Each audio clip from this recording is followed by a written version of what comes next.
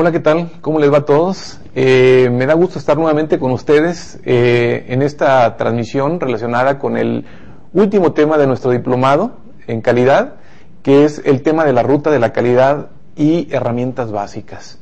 Este módulo está especialmente diseñado para aquellas empresas, personas que han tomado este programa y que al final de esta serie de contenidos que hemos ido desarrollando para ustedes, necesitamos complementar a través de alguna metodología muy práctica cómo iniciar un proceso de mejora, cómo disparar este proceso de mejora en nuestra organización. La metodología de la ruta de la calidad es tal vez una de las metodologías más utilizadas o más recurrentemente utilizadas por las empresas en todas partes del mundo, con distintos nombres probablemente, pero todas refiriéndose a lo mismo, una metodología que facilite el análisis y la solución de problemas recurrentes en cualquier área de trabajo. Esta metodología tiene una particularidad, está basada en el ciclo planear, hacer, verificar, actuar, PHVA, que todo el mundo ya conocemos por los temas que hemos ido desarrollando en los módulos previos, y que nos da la base para precisamente identificar los problemas desde su raíz, o sea, identificar las causas desde su raíz y plantear las medidas apropiadas para la eliminación de las mismas. Por último, nos facilita la manera de hacer que estas medidas permanezcan a lo largo del tiempo. Un problema que yo creo que la mayor parte de nosotros tenemos precisamente consiste en esto. No llegamos a la solución final, a la solución de raíz, e incluso cuando lo hacemos de esa manera no nos aseguramos a través de ciertas medidas que estas acciones que tomamos eviten la repetición del problema en ocasiones sucesivas. Entonces, de lo que hoy vamos a hablar es precisamente de esta metodología, cómo llevarla a la práctica de manera integral, o sea, con la ayuda de otras personas en nuestra organización y hacer que sea exitosa. En el proceso voy a ir platicándoles algunas experiencias personales que he tenido la fortuna de vivir a lo largo de estos años, implementando en distintas organizaciones metodología como esta, la que hoy nos ocupa. Entonces, entramos a la lámina número 6, si son tan amables ahí en cabina, para hablar precisamente de el primer tema, ¿no? ¿Qué es la ruta de la calidad? Primero, pues por definición, decimos que la ruta de la calidad es una secuencia de actividades que utilizamos para solucionar problemas o llevar a cabo mejoras en cualquier área de trabajo. Es decir, nuestro punto de partida es un problema que existe, un problema recurrente en nuestra organización, o simplemente un determinado nivel de insatisfacción con los resultados que estamos obteniendo. Cualquiera de los dos puede ser un buen punto de inicio para iniciar la aplicación de la metodología. En la siguiente lámina vemos la que tienen ustedes ahí en su pantalla, precisamente ya entrando directamente, ¿qué es la ruta de la calidad? Es una metodología, decía hace unos minutos, basada en el ciclo planear, hacer, verificar, actuar, que es lo que ven de su lado izquierdo. 4 etapas o 4 pasos, ¿verdad? Dentro de la fase de planear son las que la componen. Primero, el definir el proyecto, es decir, seleccionar qué proyecto vamos a emprender para mejorar, para resolver un problema. El paso número 2 consiste en describir la situación actual con hechos y datos, ¿verdad? Basarnos en información dura, ya sea cualitativa o cuantitativa, pero describir muy bien la situación actual. Analizar, el paso 3, analizar hechos y datos para aislar la causa raíz, es decir, a partir de la información con la que contamos referente al desempeño de nuestro proceso, el problema que estamos tratando de resolver, hacer un análisis apropiado utilizando herramientas como algunas de las 7 herramientas básicas o de las 7 herramientas administrativas que voy a mencionar en unos minutos más. A partir de este análisis, llegar a la causa raíz y establecer acciones que faciliten eliminar esa causa raíz. Es el paso número 4. Entonces, si ustedes observan, estos primeros 4 pasos, simplemente hemos planificado, hemos definido qué vamos a hacer y cómo le vamos a hacer para resolver el problema desde su raíz. Pero aún no hemos ejecutado nada. Entonces necesitamos pasar a la ejecución, que es el paso número 5, que son la ejecución de las acciones establecidas, que ahorita vamos a describir en qué consiste ese plan de acción. Posteriormente, la etapa de verificación, el paso número 6, es verificar los resultados, es decir, verificar si con las acciones que implementamos alcanzamos los resultados planificados. Entonces, si no se alcanzaron, pues hay que regresar al paso 2, porque probablemente desde la propia descripción de la situación del problema, algo estuvo incompleto, algo estuvo mal, algún dato importante omitimos, etcétera, ¿no? Y en ese caso hay que repetir del paso 2 hasta el paso 6 nuevamente, cuantas veces sea necesario, hasta que las metas que nos fijamos, que nos definimos desde el paso número 1, que ahorita vemos cómo lo hacemos, entonces hasta que no alcancemos, avanzamos al siguiente paso, que es el 7, que es estandarizar las contramedidas. Esto significa asegurar que los buenos resultados van a permanecer a través de establecer un nuevo estándar o modificar un estándar que ya se está utilizando en la organización. Por último, hay que capitalizar el aprendizaje, documentando nuestra mejora, comunicándola a las personas apropiadas y definiendo nuevos proyectos, nuevas oportunidades para la mejora, y eso nos lleva nuevamente, como se ve en la flecha esa exterior, ¿verdad?, al paso número 1, a la etapa de planear, para iniciar nuevamente otra ruta de la calidad. ¿Ok? Entonces, esta a grandes rasgos es la metodología de la ruta de la calidad, y es lo que vamos a ir platicando, decía, durante los siguientes minutos. Para arrancar este proceso es muy conveniente, es muy recomendable hacer algo que nosotros le llamamos una sacudida del área, ¿verdad? Un shakedown le llaman los americanos, ¿verdad?, de problemas, es decir, identificar dónde están nuestras principales áreas de oportunidad antes de seleccionar el proyecto a emprender. Entonces, la siguiente lámina pues nos muestra este concepto, ¿no? El shakedown simplemente consiste en sacar a flote los problemas que existen en las diferentes áreas. Lo que queremos es, posteriormente, obviamente, es solucionarlos e identificar oportunidades de mejora. Aquí en esta grafiquita, en este dibujito que vemos ahí en nuestras pantallas, pues vemos que en realidad un problema está compuesto, llamémosle, de dos partes, ¿no? Uno que tiene que ver con los síntomas del problema, así el efecto iceberg, ¿verdad? O sea, es lo que se asoma, es lo que sale de la superficie del agua. Ese es lo que nosotros vemos como manifestación de un problema, pero las causas normalmente son subyacentes, ¿verdad? Están abajo de la superficie, esas no las alcanzamos a ver tan fácilmente, ¿verdad? Entonces necesitamos sumergirnos en el agua para conocer realmente las causas del problema y llegar a la eliminación de las mismas. Para esto sería conveniente por definir qué es un problema, ¿no? Porque a veces hablamos muy así a la ligera de lo que es un problema, y vale la pena reflexionar sobre la definición de lo que es un problema. Entonces, hablamos en primer término de un resultado indeseable, ¿verdad? Un problema es un resultado indeseable manifestado como una desviación entre lo que actualmente tenemos y el estado que deseamos tener, básicamente o fundamentalmente expresado a través de un indicador de desempeño. Por ejemplo, si nosotros escuchamos a alguien decir, ¿verdad?, si vemos la siguiente lámina, estamos con problemas de falta de líneas telefónicas, ¿verdad? Es una expresión muy común. Es que no, tenemos un problema, nos faltan líneas telefónicas. Nosotros podríamos preguntarnos, ¿es el objetivo de nuestra área tener muchas líneas telefónicas?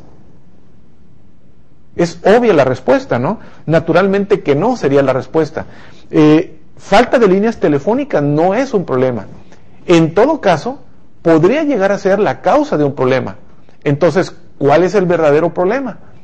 La demora en la atención a clientes, en donde la falta de líneas telefónicas eventualmente podría ser una de las posibles causas que están haciendo precisamente que no atendamos con la suficiente velocidad o de la manera que nosotros queremos a nuestros clientes. Entonces, hablar de un proceso de solución de problemas tiene que ver con un apropiado planteamiento del mismo. Si nosotros vemos la siguiente lámina, ahí tenemos los tipos de problemas, los diferentes tipos de problemas típicos a los que nos enfrentamos. Primero, problemas en los que nosotros queremos eliminar, erradicar totalmente el problema. Son aquellos donde la solución es simplemente cero, ¿verdad? Cero de aquello que andamos buscando. Ejemplos típicos, por ejemplo, la eliminación de accidentes. O sea, nosotros no buscamos reducirlos, buscamos reducir las condiciones inseguras que propician los accidentes. Pero nuestro auténtico propósito es llevar a cero. Y mientras no lleguemos a cero, estamos insatisfechos. Es un ejemplo. Un segundo tipo de problemas es el de reducción. Nosotros queremos disminuir el valor de una determinada variable, pero siempre va a haber un mínimo nivel posible. No es posible llevar tal vez a cero, ¿verdad?, cierta variable, pero nosotros nos planteamos como meta el reducir a un nivel que, debido o dadas las características del sistema, es viable alcanzarlo. En este tema puede entrar mucho la discusión de que, oye, es posible llevarlo a cero, conviene marcar como cero la meta, o simplemente una meta de reducción como un propósito mucho más alcanzable. Aquí, en realidad es muy difícil llegar a un consenso, con toda honradez, pero yo lo que les recomiendo es plantearnos metas agresivas, ¿verdad?, metas que nos reten, que nos hagan realmente hacer algo más allá de lo ordinario, ¿verdad? El siguiente tipo de problemas es un tipo de problemas en donde lo que queremos es incrementar, llevar la variable a un nivel superior, ¿verdad?, aquellos en donde todo aumento es deseable. Por ejemplo, podría ser incrementar el nivel de satisfacción del cliente, ¿verdad? Incrementar el nivel de satisfacción del cliente no es alcanzar la perfección. Andamos en la búsqueda de la perfección, pero reconocemos que hay un sinnúmero de razones por las que es prácticamente imposible alcanzarlo, al menos en un corto plazo. Entonces nos fijamos metas agresivas de incremento. A partir de este momento comenzamos nosotros un proceso de búsqueda de cómo alcanzar esa meta, y esto tiene que hablar fundamentalmente con hechos y datos. Entonces, la ruta de la calidad descansa en un apropiado manejo de hechos y datos para conocer la realidad actual. Nosotros utilizamos un sinnúmero de herramientas para poder, pues precisamente manifestar, hacer más patente, más objetiva, más concreta esa realidad. A final de cuentas, los métodos gráficos, los histogramas, los diagramas de Pareto, las gráficas de tendencia, los diagramas de barra, las gráficas de pastel, etcétera, etcétera, son un conjunto de herramientas que nos facilitan simplemente comprender una realidad, comprender lo que está ocurriendo en el campo, lo que está ocurriendo en el piso. Entonces, una recomendación siempre será el que nosotros, al momento de plantear una determinada situación, utilicemos hechos y datos para representarla. En esta lámina vemos algunos ejemplos que les comentaba yo hace un momento, ¿verdad?, de distintas herramientas que podemos utilizar.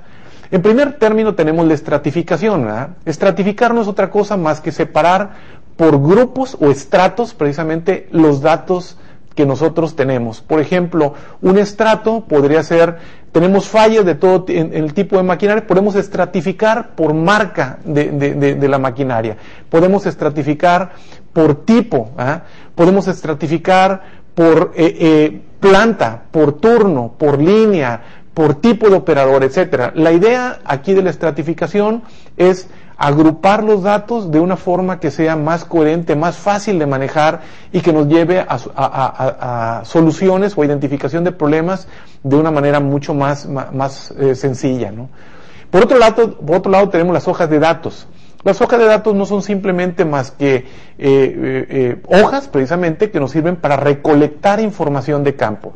Las hojas de datos pueden tomar muy diferentes maneras, muy diferentes presentaciones, pero básicamente son formatos que nosotros preparamos para recopilar información del piso. Los diagramas de causa y efecto, que son utilizados para encontrar relaciones causales, causa y efecto, precisamente una de las más conocidas tal vez sea el diagrama de Ishikawa o diagrama de espina de pescado, como le conocen muy frecuentemente en muchos lados. No es el único diagrama de causa y efecto, pero es uno de los más conocidos. Simplemente nos sirve para encontrar relaciones causales. El diagrama de Pareto, que es simplemente un diagrama de barras, una gráfica de barras, que está ordenada donde la frecuencia de ocurrencia de una determinada falla, por ejemplo, o costo, está ordenada de mayor a menor para enfatizar el famoso principio del 80-20, ¿verdad? El 20% de los problemas que nos provocan el 80% de las fallas de nuestros, por ejemplo, nuestros costos. Es mucho más sencillo comenzar un proceso de mejora si nosotros identificamos este famoso 80-20 con la ayuda de un diagrama de Pareto. El histograma, que es una gráfica también de barras que nos muestra la distribución de los datos, la frecuencia de distribución de los datos que tenemos, por ejemplo, en una muestra, podemos sacar una muestra de una población y ordenamos, ¿verdad?, nuestros datos por grupos, por clases le llamamos, donde van cayendo estos determinados datos. La idea es ver patrones, cómo están organizados, tienen la forma de una distribución normal, por ejemplo, o alguna otra forma de distribución. Nos facilita, decía, el análisis y sobre todo el cálculo de probabilidades de que ocurra una determinada falla, por ejemplo, o un determinado producto se salga de especificaciones. El diagrama de dispersión, que nos facilita entender en qué grado están relacionados o correlacionados un par de grupos de datos, por ejemplo, una correlación simple entre dos variables a través del diagrama de dispersión. Por ejemplo, qué tan relacionado está el incremento de la temperatura en un determinado proceso, ¿verdad?, con el nivel de calidad que alcanzamos en un determinado producto. Entonces nosotros graficamos, pareamos, o sea, por pares de datos vamos identificando, dada una temperatura, qué nivel de dureza, por ejemplo, en materia de calidad tiene este producto. Y entonces podemos identificar dentro de cierto rango el comportamiento de un producto y, la relación o correlación que existe, alta, baja, moderada, entre estas dos variables y a partir de ellas sacar algunas conclusiones. Por último tenemos las gráficas de control, que son simplemente métodos que nos facilitan identificar el desempeño de una variable a través de muestras. Por ejemplo, si nosotros sacamos muestras de un producto, por ejemplo, pensemos dureza otra vez, la medición de dureza de un determinado producto, sacamos 5 muestras, hacemos una prueba, calculamos el promedio y vamos graficando los promedios de esas muestras. A partir de esas muestras nosotros podemos calcular el promedio de esos promedios, podemos calcular los rangos de variación, la variación que traen las distintas muestras, y a partir de esos datos podemos calcular o estimar en qué grado el proceso que está originando este producto es estadísticamente estable, ¿verdad? O también podemos estimar el grado cuál es la capacidad que tiene nuestro proceso para cumplir con las especificaciones de nuestros clientes. Entonces son estas herramientas básicas. Estas 7 herramientas básicas que acabo de comentar son herramientas que es muy conveniente conocerlas y que a lo largo de su curso que van a tomar dentro de este programa como parte del diplomado, ustedes las irán viendo una por una, ¿verdad? Están los métodos gráficos que yo creo con el que estamos mucho más familiarizados: la gráfica de barras, la gráfica de líneas, la gráfica de pastel, la de banda, la de radar, ¿ah? Y algunas técnicas que nos ayudan a organizar, primero a provocar ideas, ¿verdad?, acerca de posibles causas de problemas, como la lluvia de ideas, el definir acciones a través de un método que le llamamos el 5Ws una H. 5Ws una H proviene de los términos en inglés el qué, el quién, el cuándo, cómo, dónde y por qué, ¿verdad? El what, who, where, when, how and why, ¿verdad? Esto facilita el definir, decía, qué es lo que vamos a hacer, por ejemplo, en un plan de acción. O al revés, ¿verdad? Hacernos la pregunta de qué es lo que está ocurriendo, a quién le está ocurriendo, cuándo le ocurre, dónde le ocurre, cómo le ocurre y por qué le ocurre determinada situación, ¿verdad? El diagrama de flujo de procesos, que es una herramienta muy útil para identificar el proceso, las distintas actividades que se realizan y a partir de allí iniciar un análisis. Y el análisis de barreras, que nos facilita también identificar dónde se está pasando por alto una determinada, o dónde debería fijarse una barrera para que un determinado suceso no ocurra, ¿eh? Es como haciendo la analogía con los temas de seguridad. ¿Qué fue lo que provocó el accidente? ¿O qué nos hubiera ayudado a provocar? ¿Qué barrera nos hubiera facilitado que ese accidente se evitara?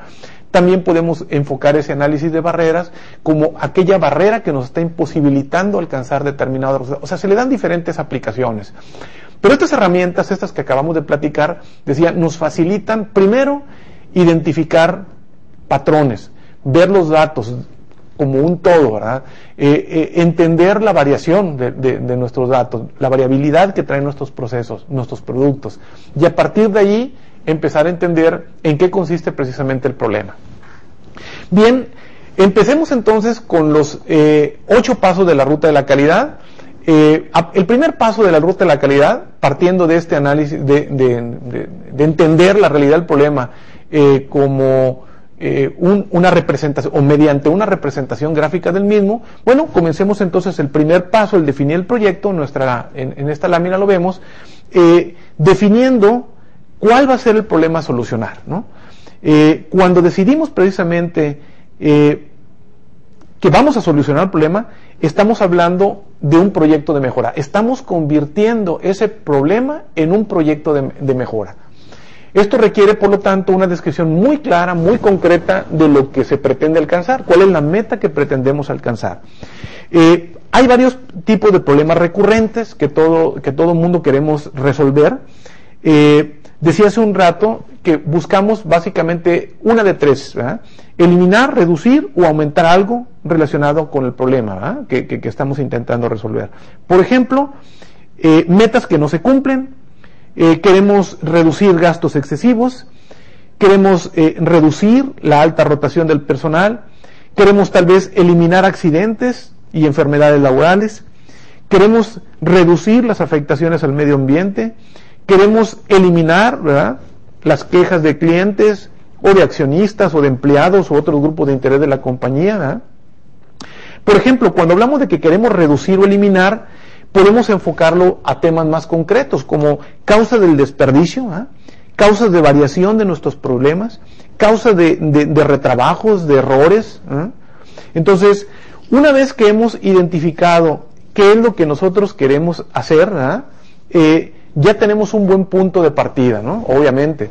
Esta definición del problema normalmente finaliza con la descripción de una meta a alcanzar. Debo de aclarar o de sugerir que esta primera meta es una meta preliminar, ¿verdad?, porque todavía no tenemos muy claro cuál es la causa del problema. No tenemos muy claro en qué grado impactan las distintas posibilidades al problema final. Entonces, en un inicio es muy difícil que nosotros podamos definir una meta, puesto que a lo mejor esa meta nos estamos quedando demasiado cortos, o a lo mejor estamos siendo demasiado agresivos, irrealistas, ¿verdad? Entonces, esta meta es preliminar y tenemos que considerarla como tal, y más adelante lo vamos a revisar cuando lleguemos al análisis, cuando hayamos finalizado el análisis de causa raíz y estemos planteando el plan de acción para la eliminación de la causa raíz. Ahí es donde nos replanteamos la meta, la ajustamos al valor que es prácticamente posible, ¿verdad? El paso 2 de la ruta de la calidad nos lleva a identificar la situación actual desde la perspectiva, ahora sí, del uso de hechos y datos. Esta descripción de la situación actual tiene que ver con desarrollar toda una descripción, si son tan amables en cabina, de ponerme la lámina 25, mostrar, decía, una descripción completa de la situación actual, observada de diferentes perspectivas. ¿Qué cosa quiero decir con esto, diferentes perspectivas? Bueno, un problema, una misma situación puede tener diferentes enfoques, ¿verdad?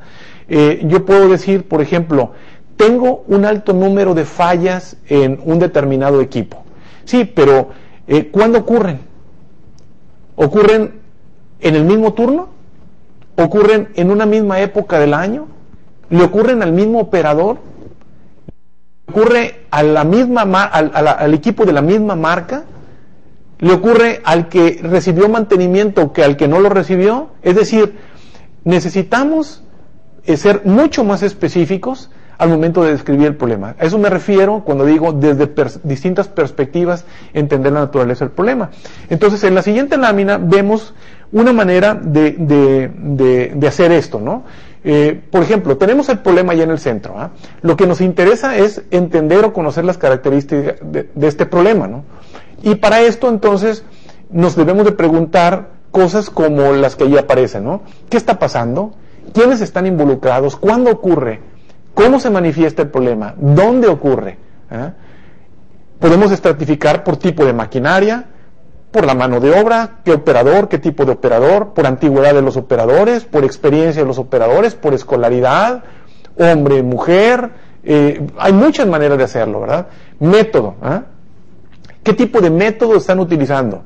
A lo mejor uno es un método manual, el otro está haciendo un método automatizado. Materiales son diferente fuente, esto nos lo dio el proveedor A, esto el B, esto el C. En cuanto a medio ambiente, por ejemplo, bajo distintas condiciones ambientales, a una temperatura, con un cierto nivel de iluminación, etcétera, ¿no? Un cierto nivel de ruido. La idea es identificar el problema, decía, y probando o reconociendo distintas formas en que se presenta, ¿no? Entonces, para esto los distintos métodos gráficos, como los que se muestran en la siguiente lámina, nos pueden facilitar este análisis, ¿no? Podemos comenzar por recopilar datos mediante hojas de datos. Esa es la primera herramienta que comentaba hace unos minutos. Luego, una vez que tengo los datos en una tabla, trasladarlos a una representación gráfica. Puede ser una gráfica de barras, como la que aparece ahí con las barritas en amarillo y rojo. Puede ser una gráfica de tendencia a lo largo del tiempo, como la que se ve ahí, la gráfica de entrega que aparece ahí en medio. Y finalmente, describir la situación actual en términos de tendencia, del comportamiento del proceso, de la variabilidad que tiene ese proceso, ¿eh? También nosotros podemos describir la situación actual mostrando en una gráfica de Pareto, como la que se ve ahí en su pantalla, cómo están organizados los datos. Por ejemplo, cuáles son las causas por las que se paraliza, se detiene el trabajo, ¿eh?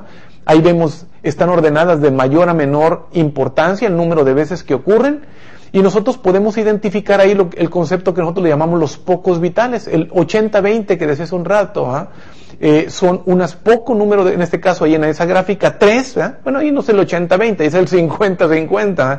Pero en la práctica lo que nosotros vamos a ver es que hay un número considerablemente reducido de causas que nos provocan al final el 80% de la totalidad de nuestros problemas, ¿verdad? Es el famoso principio de Pareto, y por ahí es donde comenzamos a resolverlo, ¿verdad? Ahora, una vez que hemos descrito la situación actual utilizando hechos y datos, y para eso, bueno, mostré ejemplos de la gráfica de Pareto, de una gráfica de tendencia, de barra, etcétera, pero podemos utilizar muchos otros métodos. El propio histograma, una gráfica de control puede ser una herramienta apropiada para mostrar la situación actual. Una vez descrita la situación actual, empieza el proceso de análisis de causa raíz, o sea, el análisis que nos lleve a la causa raíz del problema. Y en la siguiente lámina, bueno, pues vemos que nuestro objetivo, en este caso, en este paso número 3, es identificar las causas que tienen mayor impacto en el problema o que definitivamente lo están ocasionando.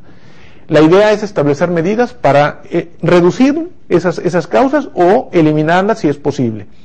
¿Cómo hacemos esto? Bueno, hay ahí varias etapas, ¿verdad? En primer término, identificar las causas probables.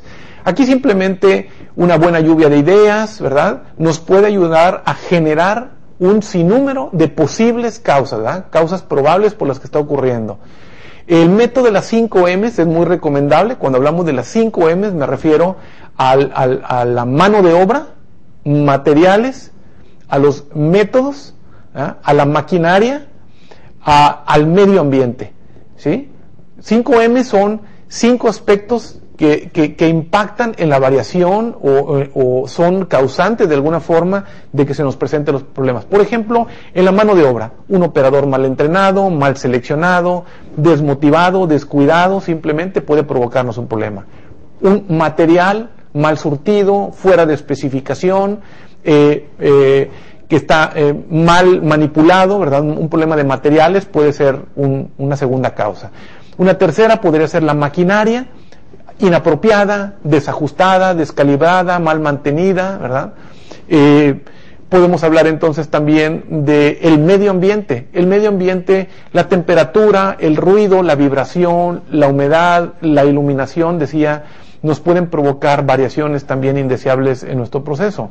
En algunos casos, alguien habla de una sexta M, la medición, ¿verdad? Las mediciones indiscutiblemente son causa también de variación de nuestro proceso.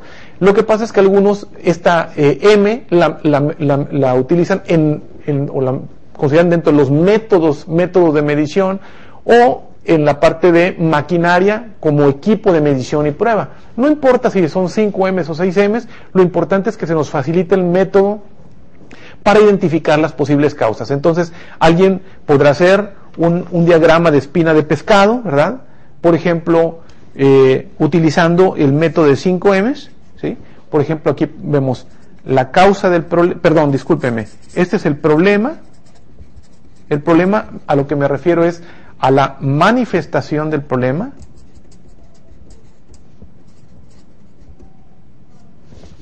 Manifestación del problema. Y por este lado tenemos las posibles causas.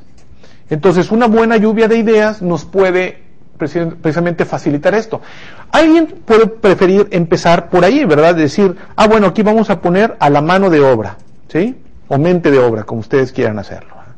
Ponerle. Materiales. Maquinaria. Método. Medio ambiente. Y las mediciones, que decía hace un rato. Y entonces pedirle al grupo que comience a opinar sobre las posibles causas del problema, y entonces vamos aquí colocándolas, ¿verdad? Otros prefieren hacerlo al revés, es decir, primero hacen la lluvia de ideas y posteriormente las organizan siguiendo este esquema. Cada uno con sus ventajas y desventajas. El empezarlo de esta manera obviamente facilita el que no se nos olvide considerar ninguna de estas 6, ¿verdad?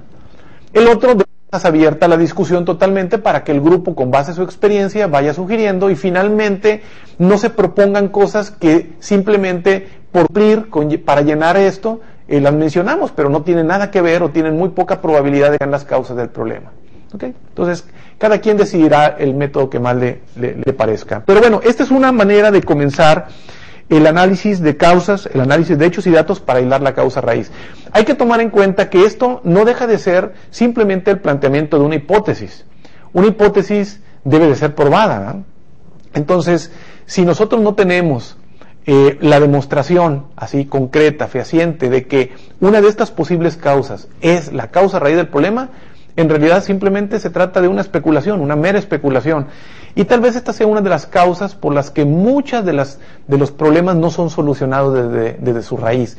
Porque creemos que haciendo un análisis de este tipo e incluso impulsado por una votación de los miembros acerca de cuál es la más probable de que sea la causa raíz, digamos que esa es y establezcamos acciones para eliminarla. Terminamos eliminando esa causa, pero no necesariamente eliminando definitivamente el problema porque no llegamos a la verdadera causa raíz.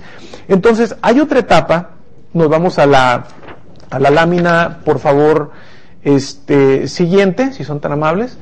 Hay que identificar entonces, a partir de esas causas probables, decía, causas que tienen mayor posibilidad de serlo. Hablamos de causas potenciales, ¿verdad? Finalmente hay que determinar la causa raíz. Entonces, esas causas potenciales son aquellas que, con base en hechos y datos, hay demostración de que son las que han impulsado más o han provocado más la situación indeseable que estamos intentando resolver. Finalmente, es conveniente en todos los casos o en todos los casos en donde sea posible validar esta hipótesis.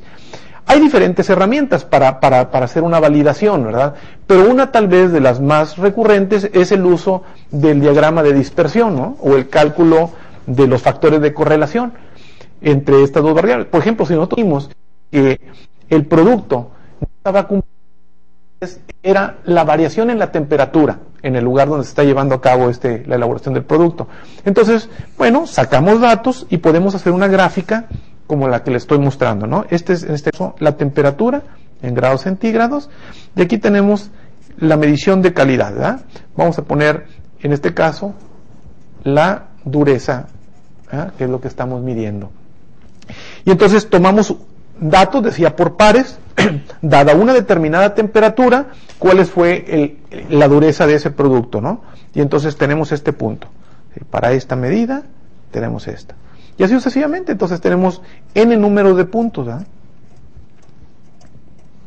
Vamos incrementando la temperatura y nos encontramos algo como esto. Entonces, de estos distintos puntos, aparentemente hay aquí una tendencia, ¿verdad? Aparentemente, ¿verdad? Perdón, hay una relación causa-efecto, ¿verdad? Y entonces lo que nosotros necesitamos es calcular el coeficiente de correlación que existe entre estas dos variables. Entonces, si la correlación fuera perfecta, o sea, esto estuviera a un ángulo de 45 grados, ¿verdad? ¿Ya? Perfecta, todos los puntos estuvieran montados sobre esta línea, ¿verdad? Entonces, querría decir que totalmente esto justifica o explica esto, ¿verdad? Pero sabemos nosotros que en la práctica esto es, pues casi, yo diría, imposible, ¿no? Hay muchos otros elementos. Entonces, nuestros coeficientes de correlación, pues van a variar, ¿verdad? Desde valores que andan desde 0 hasta 1, o de 0 a menos 1 cuando se trata de correlaciones negativas. Pero cuando nosotros tenemos correlaciones típicamente, por ejemplo, cuando estamos haciendo una correlación simple, correlaciones mayores a 0.8, algunos autores consideran que es suficientemente grande, ¿verdad? Hay algunos que consideran con menos, o tal vez con un R mayor a 0.7, es suficiente para poder decir que hay una correlación alta, ¿verdad? Y entonces en este caso tomar control o tomar medidas para controlar esta variable si lo que andamos buscando es impactar en esta otra, ¿no? Entonces aquí, este es un ejemplo, decía, muy simple, muy sencillo, muy rápido, de cómo una sencilla gráfica como esta, una gráfica de dispersión, porque nos muestra la dispersión de los distintos puntos, pues se llama así, nos facilita el corroborar una hipótesis, ¿verdad? Y esto es el impulsar en la gente el uso de hechos y datos. Bien, una vez identificada la causa raíz, hay que establecer un plan de acción para eliminarla. Entonces, el paso número 4 justamente nos lleva a eso. En la lámina que tenemos allí en nuestras pantallas, pues vemos que el objetivo de este paso 4 es determinar acciones y establecer un plan de ejecución para eliminar o bloquear de manera permanente la causa raíz del problema que ya identificamos, ya validamos. Y los pasos para hacerlo son los que se muestran ahí. Primero, definir propuestas de acción para cada una de las causas que hayamos identificado como raíz, seleccionar las mejores alternativas, diseñar un plan de ejecución de esas acciones, diseñar un plan de recolección de datos, o sea, cómo vamos a ir recolectando datos durante la ejecución para poder ir analizando cómo va la implementación de las mismas, los resultados que nos está dando, y en algunos casos vale la pena incluir un plan de contingencia. Un plan de contingencia es el famoso plan B. ¿Eh? ¿Qué hacer en caso de que el plan A, el plan original, salga mal? O sea, de que las cosas no vayan como nosotros originalmente lo teníamos previsto. Entonces, a través de estos pasos se nos va a facilitar, decía, establecer un plan de acción apropiado. La lámina que ustedes están viendo les muestra precisamente un ejemplo de un plan de acción. ¿Verdad? Ahí están los 4 etapas del ciclo: planear, hacer, verificar, actuar. ¿Verdad? Ahí están los 8 pasos de la ruta de la calidad. Ahí tenemos el qué se va a hacer, el qué son los 8 pasos de la ruta. Hay que definir el quién o quiénes van a participar en cada uno de esos pasos, en dónde se va a llevar a cabo tal o cual actividad, cuándo y cómo. Alguien podría decir, oye, y le falta ahí el por qué, ¿verdad? Claro. Alguien podría añadir una columna adicional que sea el por qué y así completar las 5 Ws, una H, ¿verdad? Ahí nomás tenemos 4 Ws y una H. ¿Eh? El cómo es la H, por cierto. Entonces, este plan,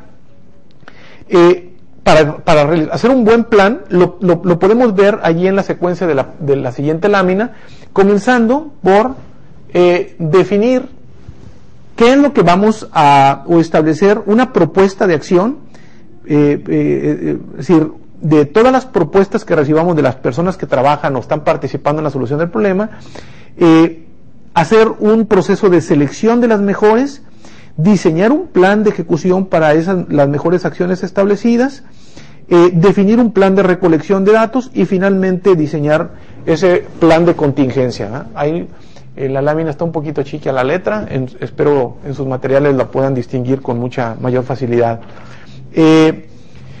Posteriormente viene el paso número 5. Ya hemos elaborado nuestro plan de acción y ahora lo que sigue pues simplemente es ponerlo en práctica. El paso número 5 nos lleva a una ejecución disciplinada de estas acciones que hemos establecido. Entonces necesitamos, en primer lugar, pues marcar un objetivo. El objetivo de este paso número 5 es lograr que las acciones se pongan en práctica tal como se planearon y obtener la información necesaria a lo largo de todo ese proceso para ir evaluando los resultados de la ejecución del plan de acción. ¿Cómo hacerlo? Bueno, pues ahí están los pasos. Primero, hay que comunicar las acciones a las personas que van a hacer parte del mismo, tanto las que van a ejecutar las acciones como las que de alguna manera se van a ver afectadas por la ejecución de esas acciones, ¿verdad? Donde sea posible, brindar educación y entrenamiento a las personas que van a intervenir en este proceso. Muchas veces confiamos incorrectamente de que las personas comunicándoles un plan de acción es más que suficiente para que lo lleven a la práctica. Y resulta que estas personas no tienen los conocimientos, no tienen las habilidades para hacerlo. Luego nos sorprendemos de que los resultados no se alcanzan. Entonces, el paso B, aquí en esta metodología, lo que nos recuerda es la importancia de que las personas estén apropiadamente entrenadas para llevar a cabo la ejecución de nuestro plan. Ahora sí, ejecutar las acciones establecidas y recolectar los datos generados durante la ejecución. ¿Por qué queremos aquí recolectar datos? Bueno, porque esa recolección de datos es la que vamos a necesitar para que en el siguiente paso verifiquemos la efectividad de las acciones. Entonces, si nos vamos a la lámina 40, que es justamente la verificación de las acciones tomadas, ahí vemos que lo que estamos buscando es simplemente comprobar la efectividad del plan de acción. Es decir, que esas acciones que tomamos fueron efectivas, nos permitieron eliminar o atenuar la causa raíz del problema y consecuentemente han tenido un impacto en los resultados. Es decir, aquí estamos monitoreando dos cosas. Estamos monitoreando la atenuación o la eliminación de la causa raíz o la que dijimos que era la causa raíz y, segundo, estamos monitoreando el resultado final, el resultado deseado, ¿eh? O sea, si me regreso a la lámina, esta que había puesto hace unos minutos, si nosotros, por ejemplo, dijimos que el problema era un problema de maquinaria de un determinado tipo, y entonces nosotros trabajamos en la acción para darle un mejor mantenimiento, un diferente mantenimiento, o eliminar determinado tipo de maquinaria, bueno, pues lo primero es, hay que medir cuál es el resultado de esto, pero luego hay que medir el resultado acá, ¿verdad? Para ver si esto realmente provocó la reducción del problema. A eso es lo que me refiero. Entonces, ahora sí, decía, vamos a verificar el resultado. ¿Cómo hacerlo? Bueno, nos vamos a la lámina número 41 y ahí tenemos los pasos a seguir, ¿verdad? Primero, hay que mantener un estricto seguimiento de la ejecución de las acciones establecidas en el plan. Estar analizando los resultados parciales, o sea, no hay necesidad de esperar hasta el final para saber si el plan o no, si fue exitoso o no, si el plan nos dio resultados. Es decir, nosotros podemos ir monitoreando a lo largo de la ejecución si el resultado va en la dirección correcta. Y si no, hacer los ajustes correspondientes, ¿verdad? Finalmente, comparar los resultados finales contra la meta. Y comparar el antes contra el después, como en las famosas fotografías estas de las dietas, ¿no? Así el gordito y el flaquito, ¿verdad? El antes y el después. E incluir cualquier efecto adicional o efecto colateral. A veces se presentan efectos indeseables, corregimos una cosa, pero empeoramos otra. Entonces, hay que estar muy al pendiente de estos efectos colaterales, ¿verdad? Solamente la experiencia puede decirles qué tipo de variables tenemos que monitorear adicionalmente. Por ejemplo, dicen, oye, cambiamos la maquinaria, sí, eliminamos el problema, pero hay una variable que se nos movió, los costos, porque hay costos de renta de maquinaria nueva o de adquisición, o costos de la capacitación del personal con esta nueva maquinaria. Es decir, a lo mejor solucionamos el problema de las fallas, pero se nos incrementaron los costos por otro lado. Entonces tenemos que ir monitoreando estos efectos colaterales para ir poniendo las medidas apropiadas para minimizar o erradicar totalmente estos efectos indeseables. El siguiente paso es, una vez que hemos alcanzado los resultados esperados, pues hay que estandarizar. Entonces el paso número 7, que lo tenemos ahí en la lámina 43, nos habla precisamente de esto, ¿no? Ahora lo que queremos es incorporar las acciones que ya nos funcionaron, que fueron exitosas en las actividades diarias de cada puesto.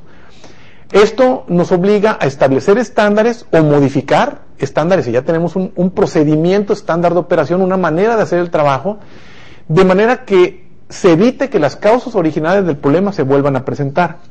¿Cómo hacerlo? Bueno, ahí están los siguientes pasos. Primero, desarrollar estándares y procedimientos estándares de operación a partir de las acciones exitosas.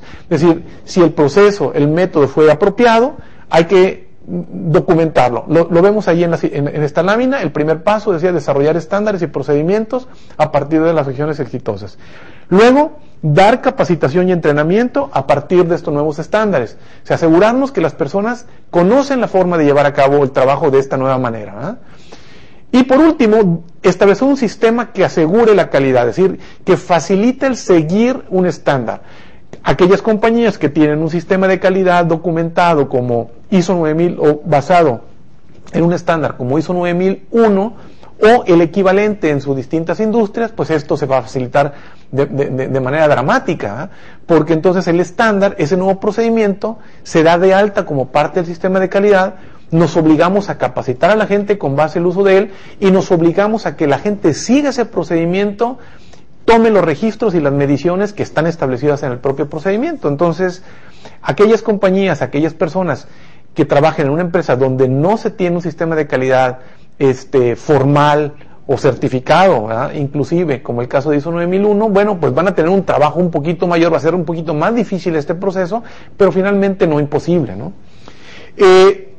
Por último, decía, el paso número 8, hay que documentar estos éxitos, el éxito alcanzado, los resultados que hemos alcanzado, a través de ponerlo en un reporte, en un informe que facilite la divulgación a otras personas que podrían tener problemas similares o incluso como un instrumento para capacitar en el uso de la propia metodología de la ruta de la calidad. Entonces, el objetivo del paso 8 precisamente es revisar y documentar todo lo realizado. Facilitar o propiciar la reflexión, ¿verdad?, para resumir la experiencia de la aplicación de la ruta, y reconocer los frutos que dejó la aplicación de la misma, ¿no? Y también, por otro lado, realizar un nuevo análisis para definir un nuevo proyecto de mejora a emprender. Es decir, aquí no terminó la cosa, o sea, terminó esta historia de mejora, esta historia de éxito, pero comienza una nueva. Entonces, el paso 8 de la metodología debería de terminar con una propuesta de nuevos problemas a resolver.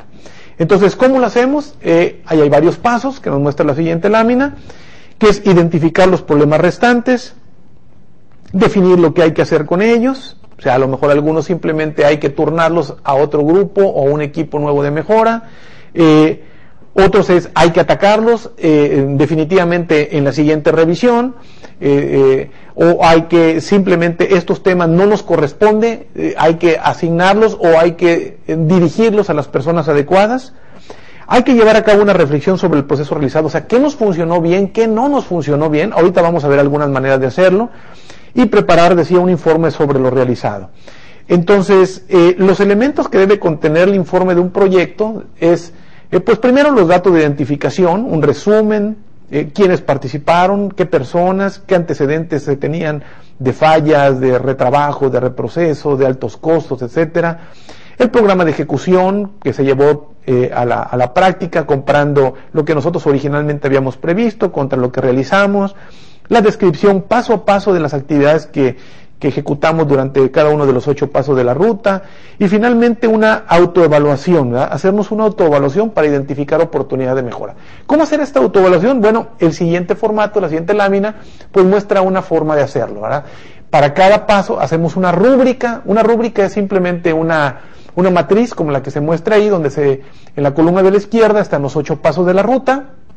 Ahí se ven 4, en la siguiente lámina se ven los otros 4, del lado, en las siguientes columnas, son los criterios que evaluamos. Evaluamos 4 criterios, por eso vemos 4 columnas para cada uno de los pasos de la ruta. Nosotros asignamos, por ejemplo, 25 puntos para cada uno de esos criterios.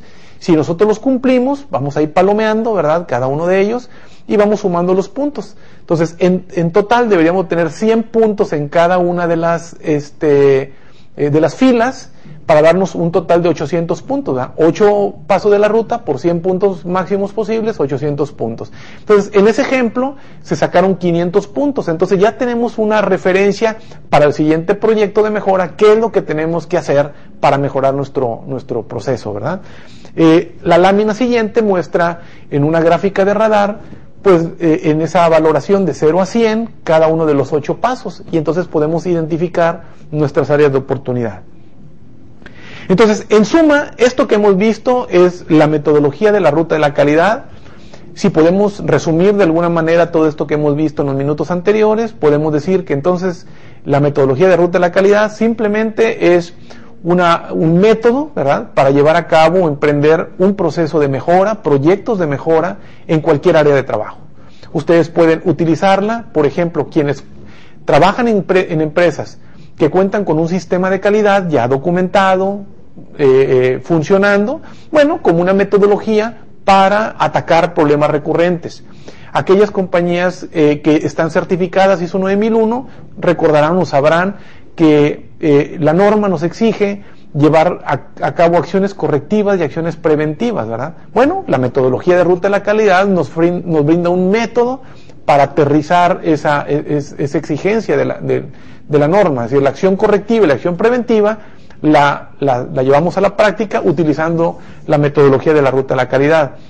Aquellas compañías que están por iniciar un proceso de mejora o aquellas personas que desean empezar un proceso de mejora en sus áreas de trabajo, esto es un buen punto de partida también. Es decir, así como platiqué con ustedes en otro de los módulos sobre el tema de las 5 S, ¿verdad?, un proyecto de mejora del ambiente de trabajo, nosotros podemos empezar simultáneamente o de manera combinada un programa de 5 S con un programa que esté enfocado a resolver los problemas más repetitivos del área utilizando la ruta de la calidad.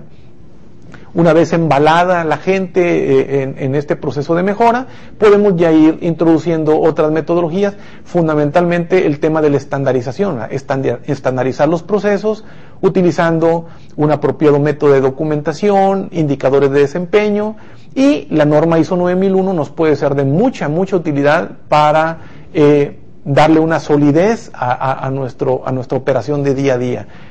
Nuestro sistema de calidad reposará mucho más tranquilamente, más confiadamente si nos soportamos y nos ayudamos en un estándar como la norma ISO 9001.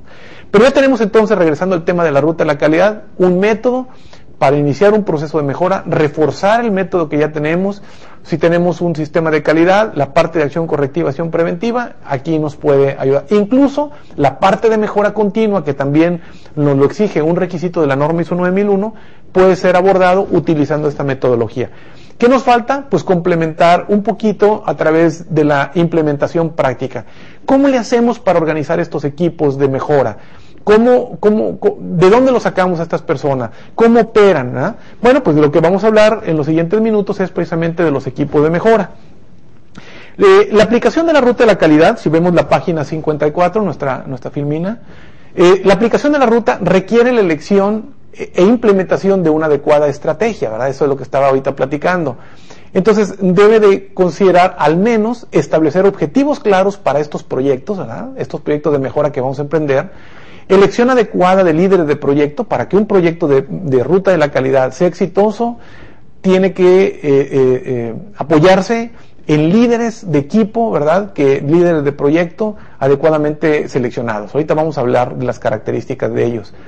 Seleccionar los miembros apropiados para participar en este equipo de proyecto y lograr una apropiada integración de estos mismos, ¿verdad?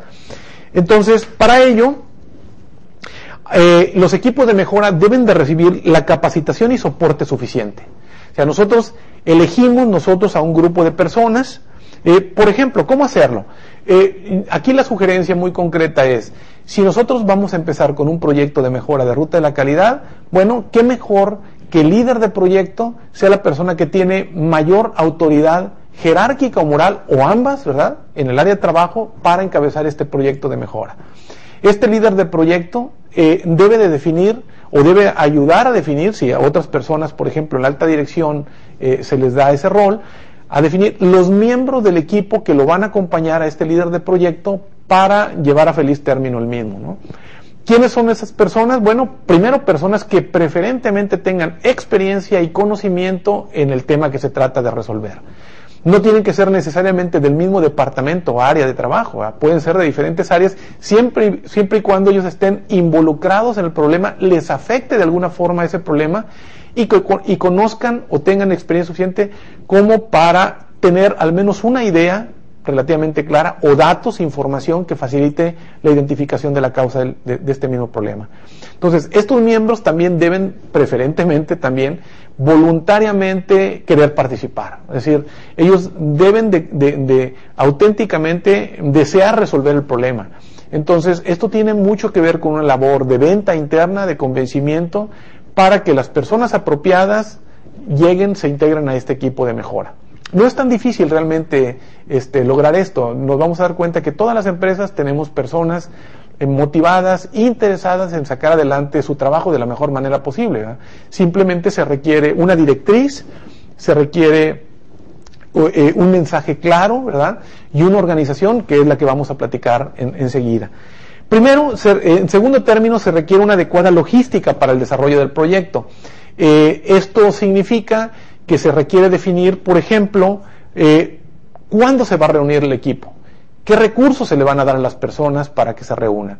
Por ejemplo, al menos la organización debería de definir un tiempo, un par de horas mínimo a la semana para que este equipo se reúna, simplemente a compartir información, analizar datos. No quiero decir que este par de horas va a ser suficiente para que el proyecto llegue a feliz término, este par de horas a la semana. Se requiere que durante la semana el equipo, los distintos miembros del equipo trabajen en diferentes tareas que son asignadas. Entonces, estos tiempos deben de ser considerados en la empresa. De otra manera, las personas pues simplemente se van a sentir frustradas, ¿verdad?, de que no pueden llevar a cabo el proyecto que iniciaron. Entonces, un tiempo mínimo recomendable sería al menos otro par de horas durante la misma semana para llevar a cabo otras tareas fuera de lo que es la reunión del equipo.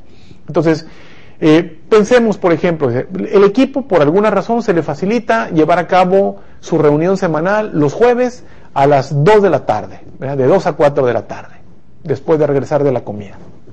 Entonces, durante esa par de horas, el equipo se reúne para analizar el plan de trabajo, los compromisos que tomó el equipo, los miembros del equipo en la última reunión, las mediciones que se iban a tomar, las acciones que se iban a implementar, etcétera, y ahí se discuten los resultados, ahí se discute pues qué se logró, qué no se alcanzó, qué faltó, qué recursos se requieren nuevamente, y se definen nuevas acciones, nuevos compromisos, y el resto de la semana el equipo trabaja durante esas 2 horas adicionales, en la implementación de estas acciones. Nuevamente recopila datos y llega a la siguiente reunión. Y así sucesivamente. Entonces vamos avanzando en estos 8 pasos de la ruta de manera,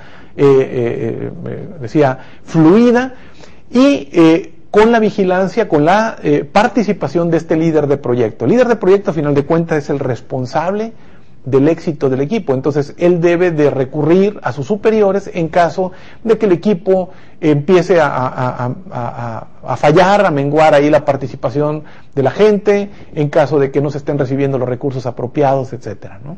Entonces, durante todo este proceso hay que estar llevando a cabo evaluación de resultados y evaluación de los avances del proyecto.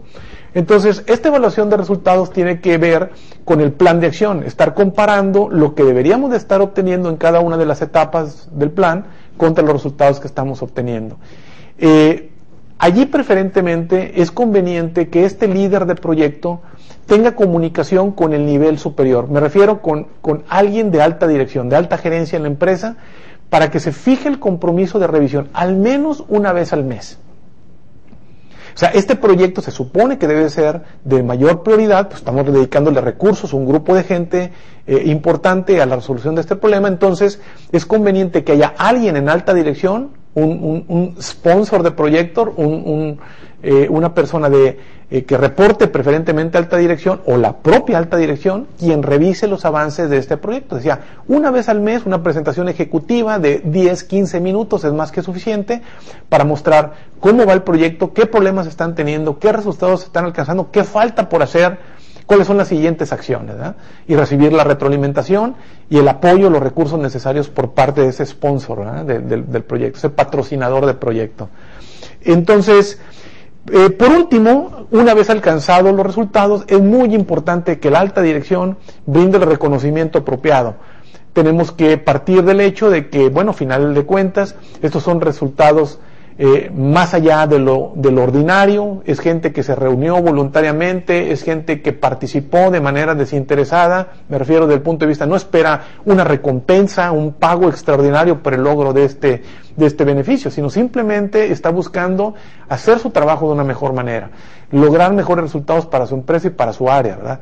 Ahora, alguien podrá estar pensando, bueno, ¿y qué pasa si lo acompañamos con un programa de incentivos? Bueno, eso lo dejaría a cada uno de ustedes, dada los antecedentes que haya en su empresa, la cultura organizacional, las posibilidades económicas, etcétera, una serie de factores que deben de analizarse y ver si conviene o no ir más allá de un agradecimiento, un reconocimiento público al equipo y extender otro tipo de beneficios, ¿no? Eso cada quien lo decidirá, pero al menos, ¿verdad? Al menos deberíamos de considerar un reconocimiento público por este éxito alcanzado.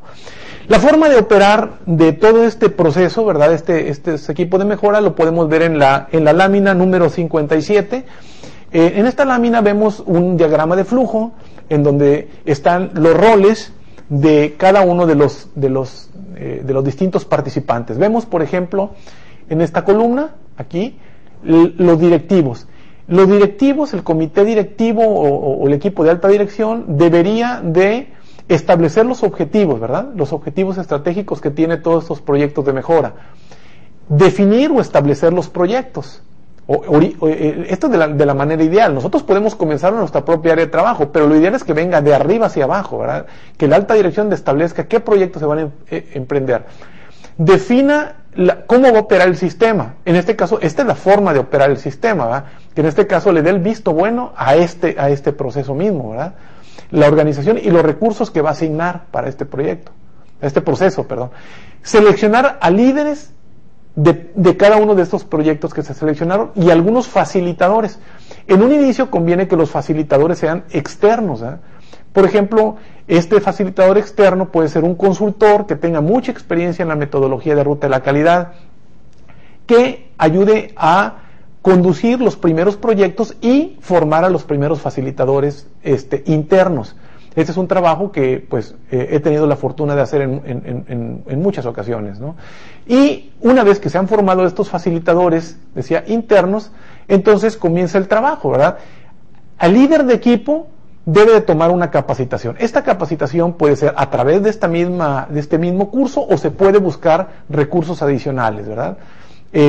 Hay que seleccionar a los miembros del equipo. Aquí participa el líder del equipo y participa en ocasiones la alta dirección, validando al menos la decisión tomada por el líder del equipo, ¿no? Selecciona estos miembros y decía, el comité directivo confirma a los miembros y acuerda los recursos, los tiempos, las agendas, ¿verdad? que van a tener, porque estas personas que están autorizando la participación de los miembros del equipo, pues normalmente son los jefes de ellos, ¿verdad? Entonces aquí lo que están reconociendo es el tiempo que le van a dedicar a este proyecto, ¿eh?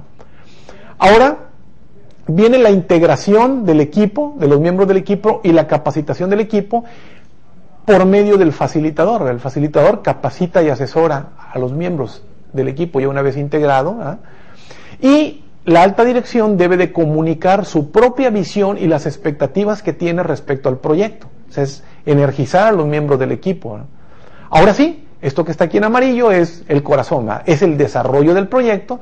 Durante el desarrollo del proyecto se debe estar capacitando y asesorando por medio del facilitador.